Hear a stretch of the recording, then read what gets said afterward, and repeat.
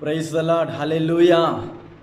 अनुग्रहकारी परमेश्वर का हम धन्यवाद करते, स्तुति करते हैं, जिसने आज भी उसकी उपस्थिति में आकर वचन की सेवकाई करने, उसका नाम को महिमा करने के लिए जो अनुग्रह और दया और इस अवसर को उसने दिए हैं, इसलिए हम धन्यवाद करते, स्तुति करते। प्रियो, इस वचन को जो लगातार सुनते आ रहे हैं और जो वचन में आप बढ़ते आ रहे हैं, इसलिए प्रभु में आप सभी को हम धन्यवाद करते हैं। निरंतर प्रार्थना कीजिए और प्रभु के नाम की महिमा के लिए हम सब वचन में बलवंत होकर उसकी इच्छा को हम पूरा करें। प्रियो, आज के दिन में हम प्रार्थना करें और प्रभु के वचन की ओर हम चलें। पिता आपको धन्यवाद करते, स्तुति करते हैं। महिमा का योग्य परमेश्वर, आराधना के योग्य परमेश्वर, आपका हम धन्यवाद करते पिता। आज भी आप हमसे बातें करने के लिए हम अपना आप को समर्पण करते हैं। सत्य स्वरूपी आपके सत्य में हमें ले चलिए, हर एक से आप बातें कीजिए। आत्मिक जीवन को, व्यक्तिगत जीवन को और भी बलवंत बनाने के लिए हम प्रार्थना करते हैं। वचन के तमाम रुकावट को दूर कीजिए। आज भी आपकी प्रकाशन से आपके लोगों को आशीष करने के लिए हम प्रार्थना करते हैं। आप ही महिमा पाइए, आप ही आज हमारे मध्य में आकर आपकी इच्छा को पूरा करने के लिए यीशु के नाम से प्रार्थना करता हूं पिता, आमीन आमीन।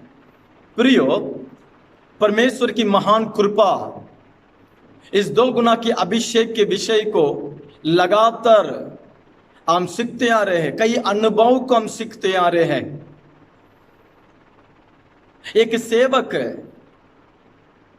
नहीं तो एक आत्मिक लोग या परमेश्वर के लिए जो अलग किया गए लोग, उस परमेश्वर के लिए इस्तेमाल होना ही तो, परमेश्वर का उस अभिषेक को प्राप्त करना ही तो, उस सामर्थ्य को, उस अनुग्रह को प्राप्त करना ही तो कैसा हम होना चाहिए, किस प्रकार के अनुभव हमारे जीवन में होना चाहिए, एलीशा के जीवन से हम लगातार हम सीखते आ रहे। पिछला 20 विषय को हम सीखते आए, परंतु आज भी इस एलीशा के जीवन से और भी एक महत्वपूर्ण बातों को आपके सामने रखकर हम प्रार्थना करने चाहते हैं। निश्चय आज की संदेश इस समय के लिए, इस अंत दिन के लिए एक जरूरी सत्य है जो हम कई जगह में इसके बारे में देख रहे हैं। अब लगातार प्रार्थना के साथ परमेश्वर के वचन को आप सुनिए। प्रियो, मैं प्रचार करूं या और कोई भी प्रचार करे, आप जरूर और वचन को आपका बाइबल में से अब देखना जरूरी है। ये मत सोचिए कि मैं सही बोल रहा हूं। जब हम वचन सुनते हैं, जब वचन का हम अध्ययन कर रहे हैं, तो जरूर और वचन को आप आपका बाइबल को खोलकर आप उसे देखना जरूरी है। क्योंकि प्रेरितों के काम 17वां अध्याय 11 वचन में पेराया जो गांव की या जो शहर के विश्वासी पौलुस की संदेश को भी वे किए हैं, जांचने लगे हैं, परखने लगे। क्या पौलुस सही बोल रहा है? क्या पौलुस सत्य को ही बोल रहा है? तो इस समय में भी और परमेश्वर के लोग हैं, आप जो भी वचन को सुने, जो भी विषय को आप सुने, उस बात को बस सुनने में आप रुक नहीं जाए, परंतु उस वचन को आप आपकी बाइबल को खोलकर आप पढ़ना भी जरूरी है। क्योंकि सत्य के जानोगे, सत्य तुम्हें स्वतंत्र करेगा। एशिया की पुस्तक 34वां अध्याय उसका 16 पद में लिखा है, यहोवा की शास्त्र को ढूंढ कर पढ़ो। धन्य जो परमेश्वर की जो व्यवस्था को दिन रात अध्ययन करता है, जो मनन करता, जो जांचता है, जो परखता है। तो प्लीज आप वचन को सुनने वाला नहीं, परंतु उस वचन को आपकी बाइबल लेकर आपकी भाषा में उसे आप देखना, पढ़ना जरूरी है। हालेलुया। तो मेरा भी हर एक वचन को आपकी बाइबल से आप उस रेफरेंस को भी आप पढ़िए, ये मेरा नम्र निवेदन है। प्रियो, आज हमारा अध्ययन दो गुना के अभिषेक में आज हमारा जो शीर्षक है एलीशा और भविष्यवाणी। एलीशा और एलीशा का भविष्यवाणी, ये एक महत्वपूर्ण विषय है प्रियो। संपूर्ण बाइबल में भविष्यवाणी और भविष्यवक्ता एक मुख्य जगह को वे प्राप्त किए हैं। भविष्यवक्ता क्यों ना या भविष्यवाणी क्यों ना, ये एक समय के लिए वे आए, उसके बाद वे समाप्त हो गए करके कोई नहीं बोले। बाइबल के शुरुआत से बाइबल के अंत तक या अंतिम दिन तक भविष्यवाणी की सेवकाई होना परमेश्वर की इच्छा है। कई बुलावट है, कई सेवकाई है, उसी में भविष्यवाणी की सेवकाई भी परमेश्वर की दृष्टि में एक महत्वपूर्ण सेवकाई है, जिसे हम दूर नहीं कर सकते हैं, जिसे हम कमजोर नहीं समझ सकते हैं, जिसे हम जरूरी नहीं कर नहीं बोल सकते हैं। अब जो भी पुस्तक को पढ़िए बाइबल में, और पुस्तक में आज जगह में कहां से कहां कुछ भविष्यवक्ता को आप देख सकते, पढ़ सकते हैं, उनके कार्य को पढ़ सकते हैं। इससे पता चलता है बाइबल में भविष्यवाणी की सेवकाई एक जरूरी सेवकाई है जो परमेश्वर के राज्य के लिए। हालेलुया। प्रियो, आज एलीशा के जीवन से एलीशा की भविष्यवाणी को भी हम कुछ ध्यान करेंगे, जिससे इस अंत दिन की भविष्यवाणी, आज की भविष्यवाणी का जानकारी भी हमें मिले। आज के समाज में, विशेष तौर से आज की मसीह समाज में भविष्यवाणी के विषय में कई समस्या चल रहा है। आज के विश्वासी, आज के लोग इस बातों में गड़बड़ी में है, इस बातों में वे संदेह है, सही भविष्यवाणी क्या है, झूठा भविष्यवाणी क्या है, किसको भविष्यवक्ता माने और किसको झूठा भविष्यवक्ता करके कैसा समझे। क्योंकि भविष्यवाणी के बारे में कई अलग अलग व्याख्यान दिया जा रहा है, कई अलग अलग जो समझ को प्रकट किया जा रहा है। परंतु यीशु ने कहा और एक बातों को बाइबल से हम उसे ग्रहण करना है। बाइबल उसी के बारे में क्या बातें करती है, बाइबल भविष्यवक्ता के बारे में कैसा प्रकट करती है, भविष्यवाणी का मतलब बाइबल कैसा प्रकट करती है, परमेश्वर प्रकट करने वाला भविष्यवाणी क्या है और दुष्टात्मा प्रकट करने वाला भविष्यवाणी क्या है। मनुष्य अपना शरीर की या हृदय की प्रेरणा से प्रकट करने वाली भविष्यवाणी क्या है कर वचन से ही हम समझना है। प्रियो, भविष्यवाणी एक महत्वपूर्ण है, इस अंत दिन में और भी जरूरी है, परंतु भविष्यवाणी को समझने का तरीका में समझना है, वचन के आधार से उसे समझना है, परखना है। हालेलुया।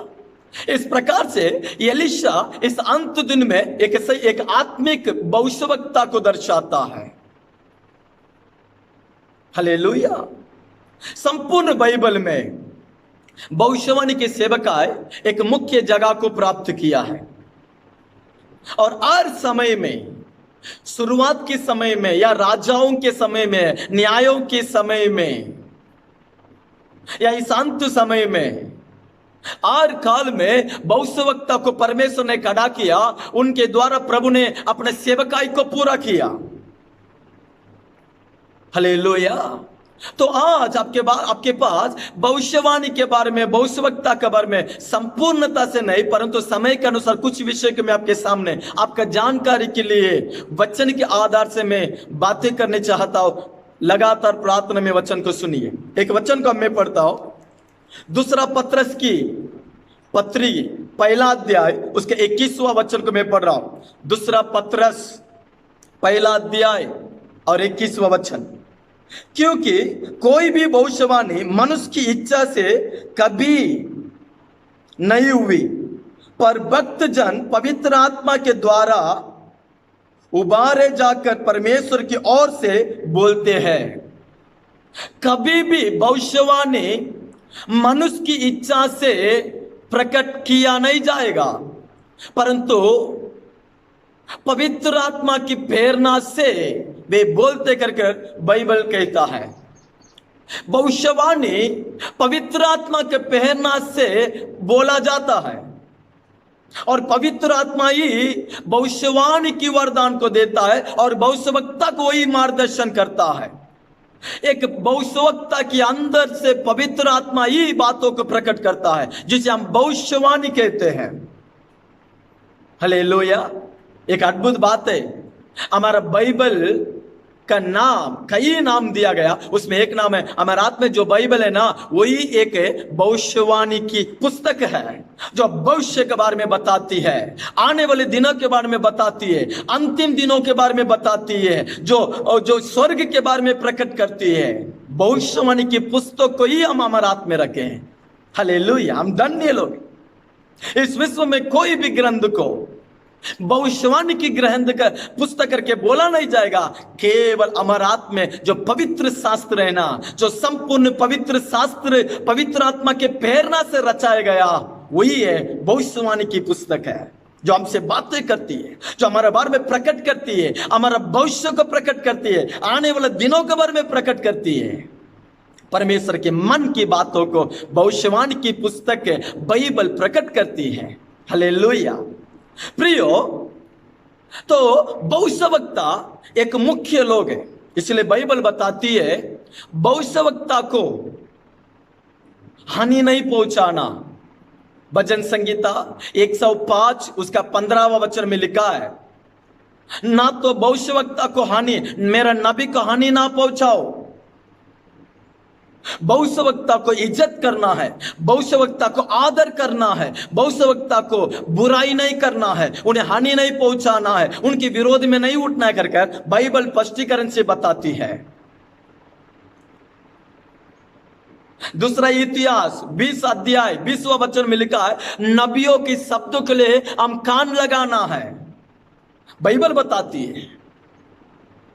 और मत्ती सुसमाचार 10वां अध्याय 41वां वचन में लिखा है, भविष्यवक्ता को हम ग्रहण करना है, अर्थात उन्हें इज्जत करना है, सम्मान करना है, क्योंकि भविष्यवक्ता परमेश्वर की दृष्टि में, परमेश्वर के राज्य के लिए, कलीसिया के लिए एक खास नींव है।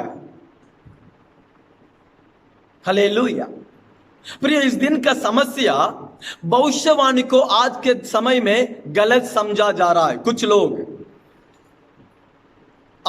कहते हैं भविष्यवाणी नहीं है, और वे इसका कारण बताते हैं। 1 कोरिन्थी 13 अध्याय और 8वां वचन, भविष्यवाणी के समाप्त होगा करके वहां लिखा है, और उस बात को लेकर वे कहते हैं अभी भविष्यवाणी नहीं है, भविष्यवाणी के समय खत्म हो गया। प्रियो, भविष्यवाणी के समय उस जगह में लिखा है, आज नहीं, आने वाले दिनों में भविष्यवाणी जरूरत नहीं है।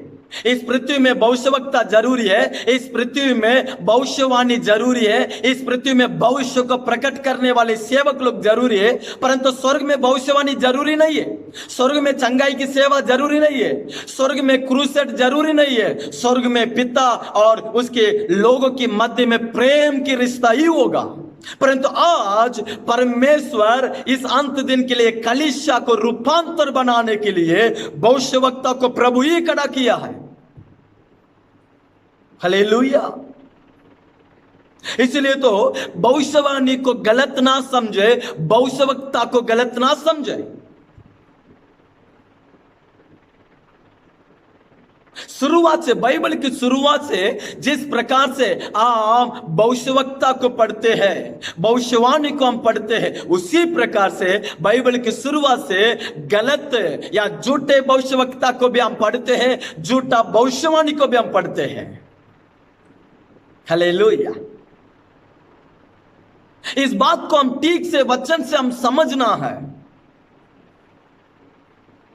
1 थिस्सलुनीकर 5वां अध्याय 20वां वचन में लिखा है, भविष्यवाणियों को तुच्छ ना समझो, भविष्यवक्ता को तुच्छ ना समझो। उन्हें तुच्छ नहीं समझना है, क्योंकि परमेश्वर ही उन्हें खड़ा किया है अपनी कलीसिया परिपक्व होने के लिए, परिपूर्ण होने के लिए, अपनी बातों का में प्रकट करने के लिए परमेश्वर ही भविष्यवक्ता को इस्तेमाल करता है, भेजा है, खड़ा किया है, उन्हें अभिषेक किया। इसलिए भविष्यवक्ता को तुच्छ ना समझो। पहला तीमुथियुस अध्याय 4 उसका 14 में भी लिखा, जो तुझ पर जो कुछ प्राचीनों आत्रक जो भविष्यवाणी बोले उस बात में तू स्थिर हो जा। हालेलुया। तो इससे हमें पता चल जाता है भविष्यवाणी एक परमेश्वर की इच्छा के अनुसार एक महत्वपूर्ण सेवकाई है। प्रियो, एलीशा जो अपने समय में, वो हम पढ़ते हैं पहला राजा की पुस्तक है 19वां अध्याय उसका 15-16 में लिखा है। परमेश्वर एलीशा से कहता है, एलिया से कहता है, तू जाकर एलीशा को तेरा स्थान में, तेरा जगह में भविष्यवक्ता के रूप से अभिषेक कर। तो एलीशा एलिया की जगह में अभिषेक किया गया। और बाइबल में आप पढ़ सकते हैं एलीशा की भविष्यवाणी मनुष्य को प्रिय करने वाली भविष्यवाणी नहीं था। एलीशा का भविष्यवाणी परमेश्वर ने जो प्रकट किया उसी को प्रकट करने वाला था। यदि परमेश्वर ने चेतावनी देने बोला तो चेतावनी दिया, यदि परमेश्वर ने या कुछ सलाह देने बोला तो उस सलाह को उसने प्रकट किया। और समय में भविष्यवक्ता लोगों के मध्य में ग्रहण किया नहीं जाता है। यीशु ने कहा भविष्यवक्ता को अपने घर में इज्जत नहीं होता है। बाइबल की जितना भी भविष्यवक्ता देखे वे क्लेश, वे दुख, अपमान, निंदा को, पीड़ा को वे अपने जीवन में अनुभव करते हैं। उसके मध्य में परमेश्वर की इच्छा को, सेवकाई को वे करते आते हैं। भविष्यवक्ता की सेवकाई, भविष्यवक्ता के जीवन बाइबल में कुछ अलग ही है।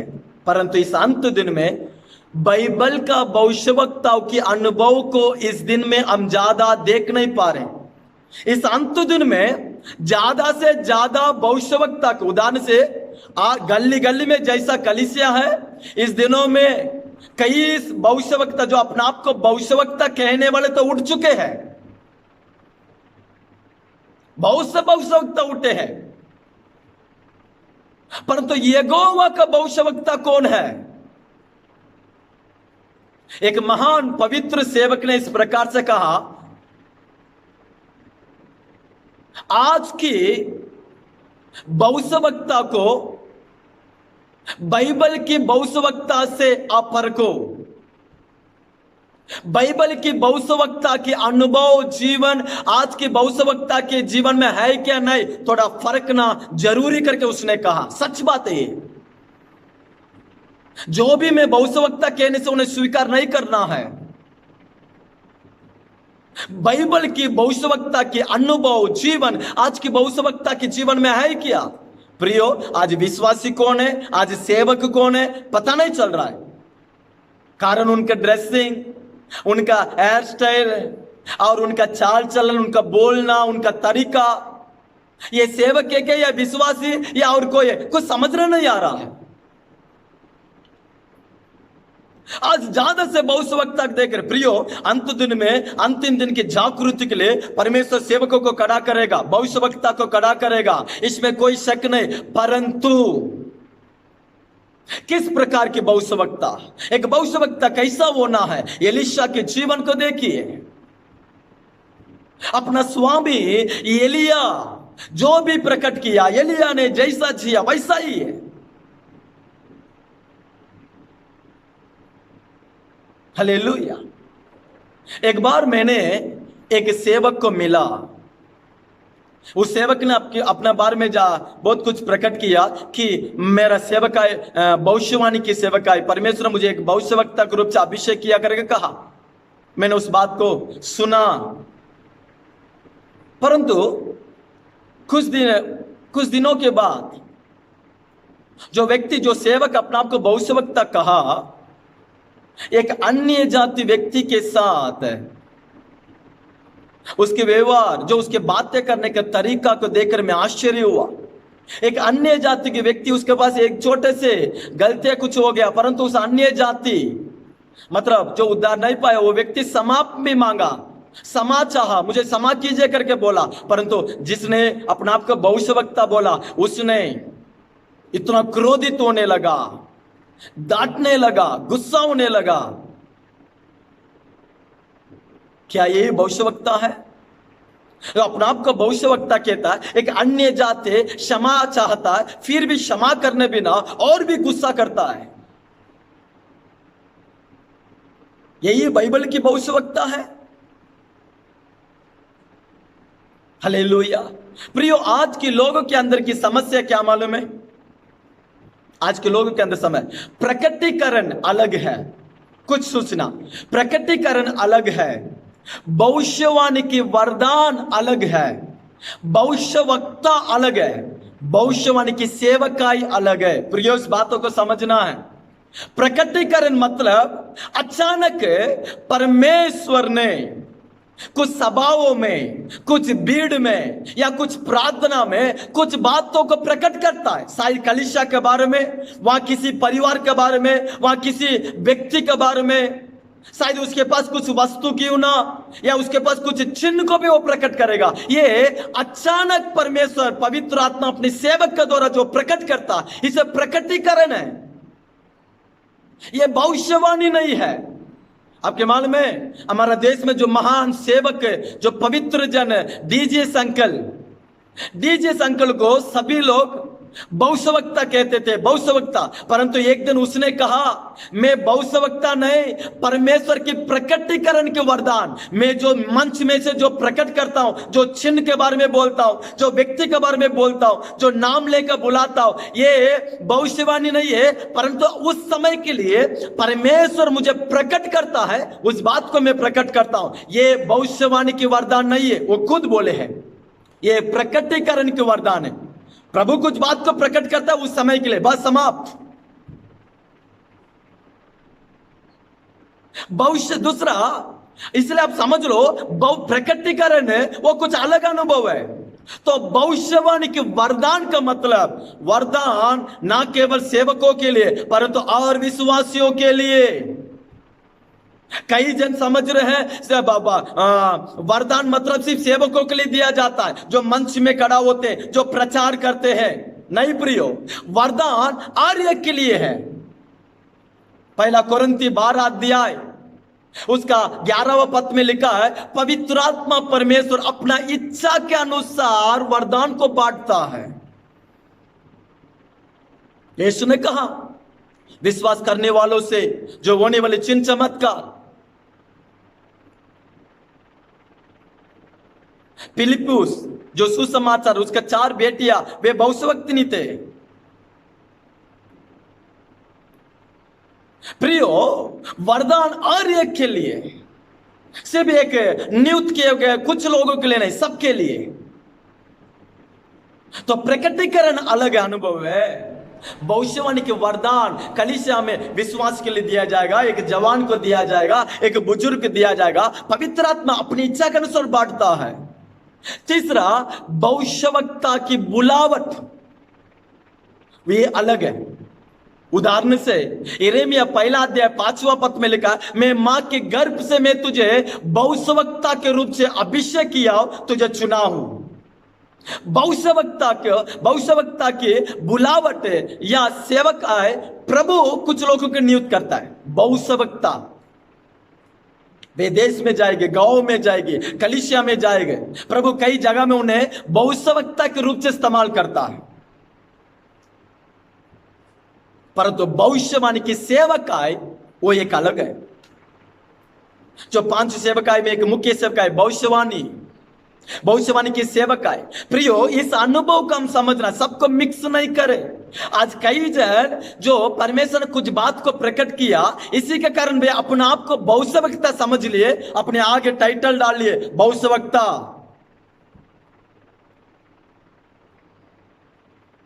हालेलुया। तो बात को समझो, प्रकटीकरण अलग है, भविष्यवाणी के वरदान अलग है, भविष्यवक्ता बनने के लिए जो बुलाए जाना अनुभव अलग है, भविष्यवाणी की सेवकाई अलग है। बाइबल प्रकट करती है इस बात को। हालेलुया। तो हर एक के लिए परमेश्वर अपने वरदान को, अपने सेवकाई को दे रहा है। एलीशा कभी भी नहीं सोचा कि मैं भविष्यवक्ता बनेगा। तो एलीशा को परमेश्वर ने भविष्यवक्ता बनने के लिए बुलाया गया। और कई भविष्यवक्ता को तैयार करने के लिए बुलाया गया और उस अभिषेक में वो बना रहा और उसी मार्ग में उसने चला। हालेलुया। प्रियो, एक सवाल, क्या परमेश्वर भविष्यवक्ता को सब कुछ प्रकट करता है? क्योंकि आज की भविष्यवक्ता, आज के लोग इस बात को समझ रहे हैं कि भविष्यवक्ता को सब कुछ परमेश्वर प्रकट कर देगा, परंतु बाइबल में एक अनुभव एलीशा के जीवन से हम देख सकते हैं। जब एक बार नामान नाम की एक व्यक्ति कोढ़ी बीमारी के कारण एलीशा के पास आया और चंगाई को प्राप्त किया और एलीशा को कुछ दान दशमास या इनाम देने से एलीशा ने उसे इनकार किया। इसी के कारण उस वस्तु को लेकर अपनी मार्ग में जाने के समय एलीशा का सेवक गेहाजी चुप कर जाकर कुछ वस्तु को ले लेता है, लेकर अपने तंबू में रखकर एलीशा के पास आने से एलीशा पूछता, तू कहां जाके आ रहा है? तब गेहाजी कहता है, मैं किधर भी ना इधर हूं। तब एलीशा कहता है, तू तेरे पास उस व्यक्ति फिरकर आने के समय, तुझे वस्तु देने के समय, उस वस्तु को तू लेने के समय मेरा आत्मा तेरे साथ नहीं था। इसका मतलब गेहाजी की और चाल चलन और काम को और बातों को एलीशा जान लिया, परमेश्वर ने प्रकट किया, क्योंकि वो भविष्यवक्ता। लेकिन उसी प्रकार से दूसरा एक अनुभव को पढ़ते हैं, दूसरा राज्य अध्याय 4 में, जब एलीशा कई दिन से एक गांव में जाता है, गांव में जाकर वहां के निवास करता है, सेवा करता है। वहां एक घर है जिस घर में वो निवास करता है। उस घर की स्त्री को कई दिनों से संतान नहीं है। तब एलीशा कहता है, ठीक समय में तू एक बच्चे को जनेगी। उसी प्रकार से उसने गर्भवती हुई और उस सही समय में एक बच्चे को उसने जन्म की और उस बच्चा बढ़ने लगा और खेलने लगा, उस परिवार आनंद होने लगे। परंतु कुछ दिनों के बाद उस बच्चे अचानक मर गया। मरने के कारण उस स्त्री ने उस मरा हुआ बच्चे को लेकर एलीशा के पास आकर पांव में गिरकर रोती है। तब एलीशा कहता है, भाई दूसरा राजा अध्याय 4 उसका 27 में कहता है, यहोवा परमेश्वर ने इस बातों को मुझसे छिपाया। गेहाजी के बारे में जो बातों को परमेश्वर ने प्रकट किया, परंतु स्त्री के जीवन में जो भी हुआ उस बातों को परमेश्वर ने एलीशा को प्रकट नहीं किया। इस बातों को एलीशा खुद कहता है। तो इससे पता चलता है परमेश्वर अपनी की इच्छा के अनुसार प्रकट करेगा, प्रकट नहीं भी करेगा। आज कई लोगों के अंदर क्या मालूम है, प्रार्थना करने आते हैं, उनको वे बोलते हैं, पास्टर कुछ मेरे बारे में बताओ। इसके कारण वे कुछ ना कुछ बोलने के लिए प्रयास कर रहे। नहीं प्रियो, ये भविष्यवक्ता नहीं, परमेश्वर कहने से जो बोलता है वही भविष्यवक्ता है। हालेलुया। तो बाइबल में परमेश्वर ने भविष्यवक्ता को क्यों खड़ा किया? बाइबल में परमेश्वर ने भविष्यवक्ता को क्यों खड़ा किया? एलीशा को परमेश्वर ने क्यों खड़ा किया? उस अनुभव, उस उद्देश्य वो जानता था। क्यों मुझे अभिषेक किया गया? मुझे क्यों अभिषेक किया गया? मेरा जिम्मेदारी क्या है?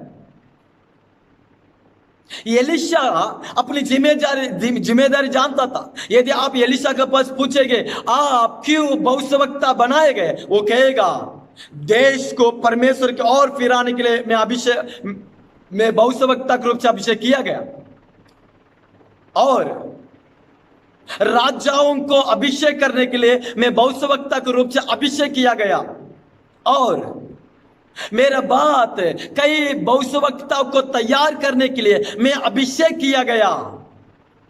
एलीशा अपना सेवकाई को, अपनी बुलावट को जानता था। प्रियो, कभी भी परमेश्वर जो बुलावट, जो अभिषेक हमें दिया, जो काम करने के लिए, उससे हम जब अट जाते ना, वह मुसीबत में फंस जाएंगे। एलीशा अपने विषय में, अपनी सेवकाई में, अपनी बुलावट में एकदम सही जगह में बना रहा। हालेलुया। तो परमेश्वर ने क्यों भविष्यवक्ता को खड़ा किया? उसका उद्देश्य मैं कुछ बात आपके सामने रखता हूं। पहला, भविष्यवक्ता को परमेश्वर खड़ा करने का पहला कारण देश की वासी को, लोगों को परमेश्वर के पास फिराने, परमेश्वर के पास ले आने। इज़राइल प्रजा जो पाप करते, परमेश्वर से दूर हो जाते, प्रभु ने भविष्यवक्ता को खड़ा करता है, उनसे बातें करता है, उनको चेतावनी देता है, लोगों को परमेश्वर के पास ले आने के लिए भविष्यवक्ता खड़ा किया गए। जो आज के भविष्यवक्ता क्या काम कर रहे हैं, जांचना। दूसरा, भविष्यवक्ता को क्यों परमेश्वर ने खड़ा किया? आने वाले दिनों को प्रकट करने, आने वाले दिन को, आने वाले जो क्लेश, जो आने वाले जो घटनाओं को प्रकट करने के लिए, पहले से प्रकट करने के लिए, भविष्य को प्रकट करने के लिए, आने वाले खतरा, आने वाले जो विपत्तियां को प्रकट करने के लिए परमेश्वर ने भविष्यवक्ता को खड़ा किया। तीसरा, परमेश्वर ने भविष्यवक्ता को क्यों खड़ा किया? राजा और याजकों को अभिषेक करने के लिए। उदाहरण से परमेश्वर ने सामुएल को भविष्यवक्ता के रूप से चुना, अभिषेक किया, और सामुएल ने दाऊद को अभिषेक किया, साउल को अभिषेक किया, और एलिया ने एलीशा को भविष्यवक्ता के स्थान में अभिषेक किया। इसका मतलब भविष्यवक्ता जो राजा और याजक और महत्वपूर्ण लोगों को अभिषेक करना उनका काम था। और भविष्यवक्ता को खड़ा करने के लिए चौथा कारण सलाह देने के लिए, मार्गदर्शन करने, राजाओं को मार्गदर्शन करने, परमेश्वर की इच्छा को प्रकट करने, समझाने। अपनी मर्जी, अपनी इच्छा नहीं, परमेश्वर का सलाह, परमेश्वर की बातों को प्रकट करने वाला ही भविष्यवक्ता है। एक बार दाऊद ने परमेश्वर के लिए एक बड़ा मंदिर बनाने के लिए इच्छा किया। इस बात को नतानवेल भविष्यवक्ता के पास प्रकट करने से नतानवेल ने कहा, तूने अच्छी बात को सोचा, अपनी मन की इच्छा के अनुसार कर करके बोल देता है। और उसी रात परमेश्वर ने नतानवेल से कहता है, तू जा और दाऊद से बोल, तेरा हाथ से कई लोगों का लहू गिरा है, इसलिए तू अपने हाथों से मंदिर नहीं बनाएगा, तेरा बेटा सुलेमान मंदिर बनाएगा करके बोल। नतानवेल ने क्या बोला? तू अपनी इच्छा के अनुसार पूरा कर, प्रभु तेरे साथ है। लेकिन प्रभु कहता है नहीं, तेरा बेटा ही बनाएगा। इसका मतलब भविष्यवक्ता गलत कर सकता है, या नतानवेल अपने मन की बातों को बोला परमेश्वर की बात समझकर, परंतु परमेश्वर ने कहा ये नहीं मेरी इच्छा, जाके बोल। और उसी प्रकार से जब परमेश्वर ने सामुएल से कहता तू जाकर ईसाई के पुत्र में एक को अभिषेक कर, तब ईसाई के घर में जाकर सामुएल बैठ जाता है, जो पहला बेटा को देखकर अभिषेक करने चाहता है, दूसरा बेटा को देखकर अभिषेक करने चाहता है। तब परमेश्वर सामुएल से कहता है, तू मनुष्य बाहर रूप को देखता है, चेहरा को देखता है, पर तो मैं हृदय को समझता, ये नहीं है। प्रियो, इससे भविष्यवक्ता भी कुछ समय प्रकट करने वाली बातों में, बोलने वाली बातों में गलत कर सकते हैं। परमेश्वर उन्हें सही करता है। इसका मतलब भविष्यवक्ता अपने मन की बातों को प्रकट करने वाला नहीं, परमेश्वर की मन की बातों को, राजाओं को, बड़ों को प्रकट करने वाला, समझाने वाला। इसलिए प्रभु ने खड़ा किया। और पांचवा, परमेश्वर ने भविष्यवक्ता को इसलिए खड़ा किया ताकि वे पाप के बारे में चेतावनी करे। प्रियो, आज इस प्रकार के अनुभव का हम देख ही नहीं पा रहे हैं। एक सही भविष्यवक्ता एक व्यक्ति के पास आकर, तो ऐसा था, आज ऐसा है, अगर इसमें तो मन फिरेगा तो कल ऐसा रहेगा, भूतकाल, वर्तमान, भविष्य के बारे में प्रकट करने वाला ही भविष्यवक्ता। इसीलिए तो पाप के बारे में चेतावनी करने के लिए, समझाने के लिए, उस पाप में रहने से उसके कारण आने वाले दंड के बारे में प्रकट करने के लिए परमेश्वर ने भविष्यवक्ता को खड़ा किया है। हालेलुया। नया नियम में परमेश्वर ने भविष्यवक्ता को खड़ा करने के लिए कारण क्या मालूम है? कलीसिया को बांधने के लिए। नया नियम में भविष्यवक्ता को परमेश्वर ने खड़ा करने के लिए प्रथम मुख्य कारण कलीसिया को बनाने, इफिसियंस 2 अध्याय उसका 20 से पढ़ने से प्रेरित भविष्यवक्ता के नींव के ऊपर कलीसिया बनाना है, बनना है। ये परमेश्वर की इच्छा है। आज की भविष्यवक्ता क्या कर रहे हैं? आज की भविष्यवक्ता से कितना कलीसिया बनाया जा रहा है, कितना आत्मा बनाया जा रहा है, कितना सेवकाई बनाया जा रहा है, कितना आत्मिक लोग प्रभु में बलवंत हो रहे हैं।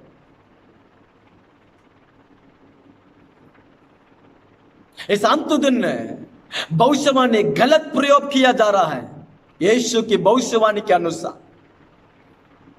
सातवां, परमेश्वर ने भविष्यवक्ता को क्यों खड़ा किया? बाइबल में लिखा है कलीसिया भक्ति में आगे बढ़ने के लिए। 1 कोरिन्थी 14 अध्याय 3 से कलीसिया भक्ति में बलवंत होने के लिए, आगे बढ़ने के लिए भविष्यवक्ता को खड़ा किया गया। अर्थात यीशु के आगमन के लिए कलीसिया को तैयार करने, परिपक्व बनाने, सिद्ध बनाने के लिए भविष्यवक्ता को कलीसिया में प्रभु ने खड़ा किया। खुद को प्रकट करने के लिए, खुद को फेमस करने के लिए, खुद को मैं भविष्यवक्ता करके बोलने के लिए नहीं, कलीसिया की उन्नति के लिए, कलीसिया स्थिर होने के लिए भविष्यवक्ता को परमेश्वर ने खड़ा किया। यही कारण है जो भविष्यवक्ता को परमेश्वर ने बाइबल में खड़ा किया।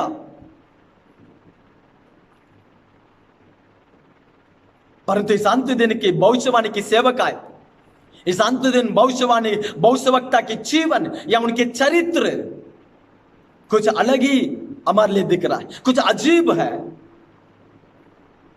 प्रियो, भविष्यवाणी जितना महत्वपूर्ण है उतना उस बात को हम जांचना जरूरी है।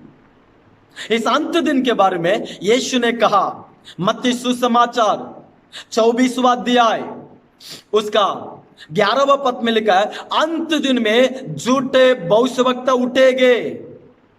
और उसी मत्ती 24 का 24वां वचन में हो सके तो चुने हुए लोगों को झूठे भविष्यवक्ता क्या करेंगे? बर्बाएंगे, बर्बाद करेंगे, उन्हें धोखा देंगे, बहकाएंगे, फंसाएंगे।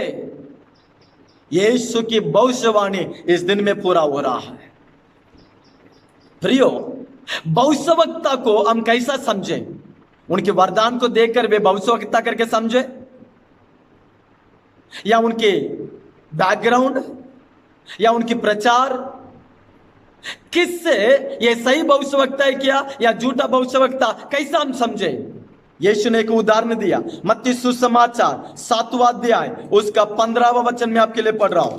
मत्ती सुसमाचार 5वां अध्याय 7वां अध्याय उसका 15वां वचन, झूठे भविष्यवक्ताओं से सावधान रहो जो भेड़ों के भेष में तुम्हारे पास आते हैं, परंतु अंदर में वे फाड़ने वाले भेड़िया है। इस दिन में हम देख रहे हैं बाहर वे भेड़ के समान, परंतु अंदर वे फाड़ने वाले भेड़िया के समान है।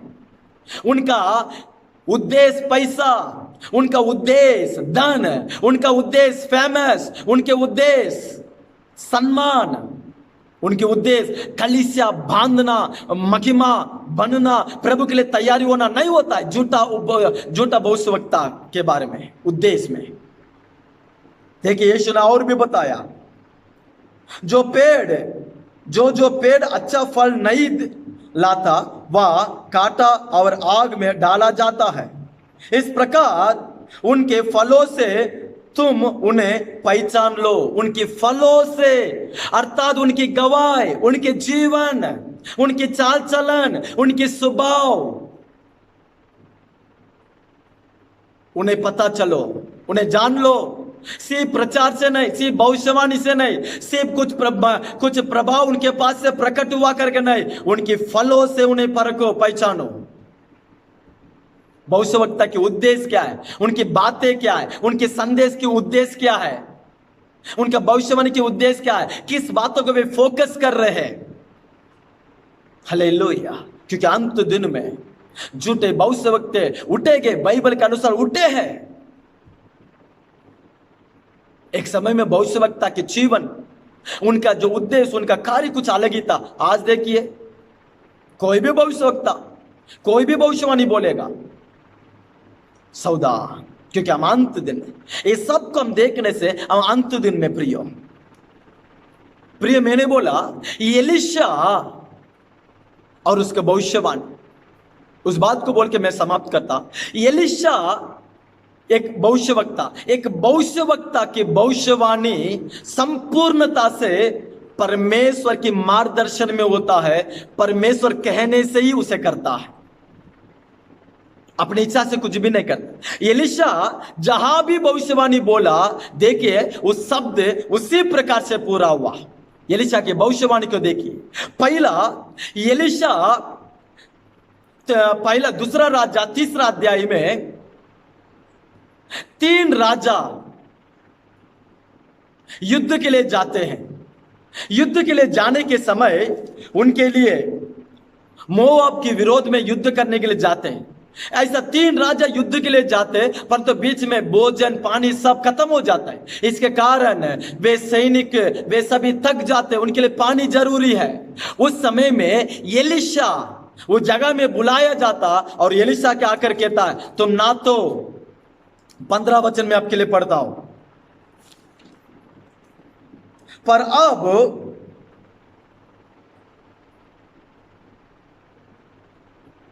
और उसने कहा 16 वचन, इस नाल में तुम लोग इतना खोदो कि इसमें गड्ढे हो जाए, क्योंकि यहोवा यूं कहता है, तुम्हारे सामने ना तो वायु चलेगी और ना वर्ष होगी, तो भी यह नाला पानी से भर जाएगी। उसका बाद एक भविष्यवक्ता, परमेश्वर की आत्मा एलीशा के ऊपर उतर आया। उसने कहता, या ना तो आंधी को देखेंगे, ना तो तुम बारिश को देखेंगे, परंतु इस नाला पानी से भरेगा।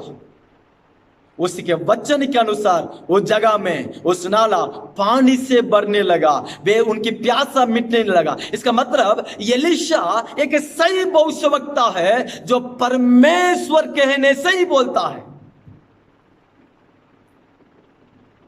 वे कुछ नहीं बोला तो वे गलत समझ लेंगे कर कई जन मन की बातों को प्रकट कर रहे हैं, मन की बातों को। एलीशा को देखिए, परमेश्वर की आत्मा उतर आया, पवित्र आत्मा जो भी कहा उस बात को प्रकट किया, वहां उस भविष्यवाणी पूरा हुआ है। वो दूसरा राजा 5वां अध्याय आप 14 वचन में देख सकते हैं। नामान एलीशा के पास जाता है उस कोढ़ी से चंगाई पाने। एलीशा कहता है, यरदन नदी में जाकर 7 बार डुबो। नामान को गुस्सा हुआ, लेकिन बाद में उसने जाकर करने लगा। 7 बार उसने डूबने लगा, उसके शरीर संपूर्णता से ठीक होने लगा। देखिए, एक भविष्यवक्ता एक शब्द कहता है, वो शब्द वैसा ही पूरा हो रहा है। इस अंत दिन में भविष्यवाणी करते हैं, उसे पूरा नहीं होने से उसके लिए दूसरा कुछ कारण बोलना, या उसी का वो ये परमेश्वर की इच्छा नहीं है करके कुछ अलग अलग बातों को पलटना। परंतु एलीशा का भविष्यवक्ता वाणी देखिए, एक बार बोलता है वो वैसा ही पूरा होता है। यही बाइबल की भविष्यवक्ता है। दूसरा राजा अध्याय 4 उसका 14 वचन में देखिए, एक स्त्री जो कई दिनों से जो संतान के बिना है, परंतु उसके घर में ये एलीशा जाकर कुछ समय में निवास करता है। एक दिन एलीशा कहता है, ठीक समय में तू एक संतान को प्राप्त करेगी। उस भविष्यवाणी वैसा ही पूरा हुआ है। यही बाइबल का भविष्यवक्ता है जो परमेश्वर की आत्मा कहने से उस बात को वैसा ही प्रकट करता है। जो दूसरा राजा 7वां अध्याय 1 वचन 2 वचन और 6वां अध्याय में देखिए, भयानक अकाल, देश में अकाल इतना बढ़ चुका था, इसलिए स्त्री अपनी बच्चे को ही वे पका कर खा रहे थे, इतनी भयानक अकाल। 7वां अध्याय में एलीशा कहता है, कल इसी समय इस अकाल का अंत होगा, और देश या लोग गेहूं को प्राप्त करेंगे, अन्न को प्राप्त करेंगे, भोजन वे पाएंगे करके कहता है। कल उसी समय उसी घड़ी में उस वचन पूरा हो रहा है। या आप इसी प्रकार से एलीशा को देखिए, एलीशा का एक भी भविष्यवाणी गलत नहीं हुआ, ना तो उसकी गवाही जो गलत हुआ, ना तो उसकी चाल चलन गलत हुआ, ना तो उसकी भविष्यवाणी गलत हुआ, ना तो उसके लाइफस्टाइल में कुछ गलत दिखा। यही भविष्यवक्ता है। प्रियो, समय बदल सकता है, दिन बदल सकता है, साल बदल सकता है, लेकिन बाइबल के सत्य कभी भी नहीं बदलना है। बाइबल कहता है भविष्यवक्ता इसी प्रकार से रहना है तो इसी प्रकार से रहना है, वही एक सही भविष्यवक्ता है। लेकिन देखिए यिर्मयाह में लिखा है भविष्यवक्ता अपने मन की बातों को प्रकट कर रहे हैं। यिर्मयाह की पुस्तक है अध्याय 14 उसका 14 और 15 वचन। यिर्मयाह 14 अध्याय और उसका 14 वचन और 15 वचन मैं आपके लिए पढ़ रहा हूं। तब यहोवा ने मुझसे कहा, ये भविष्यवक्ता मेरे नाम लेकर झूठी भविष्यवाणी करते हैं। मैंने उनको ना तो भेजा और ना कुछ आज्ञा दी और ना उनसे कोई भी बात कही।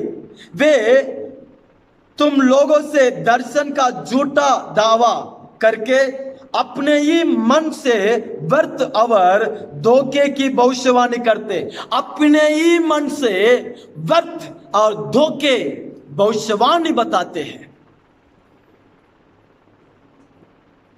व्यर्थ बात को बोलते हैं जो प्रभु नहीं बताया। प्रभु कहता है मैं उनसे कुछ नहीं बोला, मैं उनका आज्ञा नहीं दिया, मैंने उनको भेजा ही नहीं, मैं उनको प्रकट किया ही नहीं, वे भविष्यवक्ता ही नहीं। अपनी मन की बातों को 15 वचन। इस कारण जो भविष्यवक्ता मेरे बिना भेजे मेरे नाम लेकर जो भविष्यवाणी करते हैं कि इस देश में ना तो तलवार चलेगी और ना महंगी होगी। प्रभु की दर्शन कुछ है, वे प्रकट कर रहे और एक है। प्रियो, इस अंत दिन का भविष्यवाणी हमारे लिए महत्वपूर्ण है। तो भविष्यवाणी के विषय में हम सावधान होना जरूरी है। सही भविष्यवक्ता को पहचान लो, वचन में उस भविष्यवक्ता के बारे में जांचो। हालेलुया। अंत में विस्तार नहीं, विवरण नहीं, पर तो कुछ विषय में आपके सामने मिनट में बताता। भविष्यवक्ता के गुण, भविष्यवक्ता के गुण क्या है, बस आपके समझ के लिए भविष्यवक्ता के गुण। पहला, वो हमेशा परमेश्वर के साथ बने रहता है। मनुष्य से वो कम बातें करता है, मनुष्य के साथ कम वो चलता है, हमेशा परमेश्वर के साथ होता है। एक सही भविष्यवक्ता परमेश्वर के साथ बने रहता है। दूसरा, भविष्यवक्ता परमेश्वर का मुंह होता है, तो परमेश्वर के बदल में जो बोलता है वही भविष्यवक्ता है। भविष्यवक्ता जो आने वाले दिनों को जो प्रकट करता है। चौथा, भविष्यवक्ता अधिक प्रार्थना करने वाला होता है, अधिक अध्ययन करने वाला होता है। भविष्यवक्ता लोगों को खड़ा करता है, गिरे हुए लोग, जो पिछाते हुए लोगों को प्रभु में बलवंत करता है। भविष्यवक्ता कलीसिया को स्थिर करता है, कलीसिया को परिपक्व करता है, कलीसिया को यीशु का आगमन के लिए तैयार करता है। भविष्यवक्ता चेतावनी देता है। प्रियो, पहला कोरिन्थी 14 अध्याय पहला वचन में लिखा है, भविष्यवाणी को इच्छा रखो, भविष्यवाणी का चाहत करो। इस दिनों में इस भविष्यवक्ता के बारे में जो हम कुछ विषय आपके सामने रखे, बाइबल की भविष्यवक्ता और आज की भविष्यवक्ता, और बाइबल जो प्रकट करती है इस भविष्यवाणी को आप समझना। प्रियो, इस अंत दिन में भविष्यवाणी के वरदान के लिए प्रार्थना करो, भविष्यवक्ता खड़ा होने के लिए प्रार्थना करो, भविष्यवक्ता कलीसिया में उठने के लिए प्रार्थना करो। मुझे भी भविष्यवक्ता के अभिषेक को दीजिए करके प्रार्थना करो। झूठा भविष्यवक्ता को पहचान लो, वचन के अनुसार जांचो, जो एलीशा के जीवन, एलीशा की संदेश, एलीशा का चाल चलन, एलीशा का भविष्यवाणी एक संपूर्ण भविष्यवक्ता करके प्रकट करती है। इस प्रकार के अनुभव आज के दिनों में भी होने के लिए प्रार्थना करो, वचन से हर एक को जांचो। प्रभु इस अंत दिन में प्रभु की इच्छा है तो इस अभिषेक से हमें भी वो भरे, इस अंत दिन की सेवकाई के लिए हमें इस्तेमाल करे। प्रभु आप सबको आशीष करे। आमीन।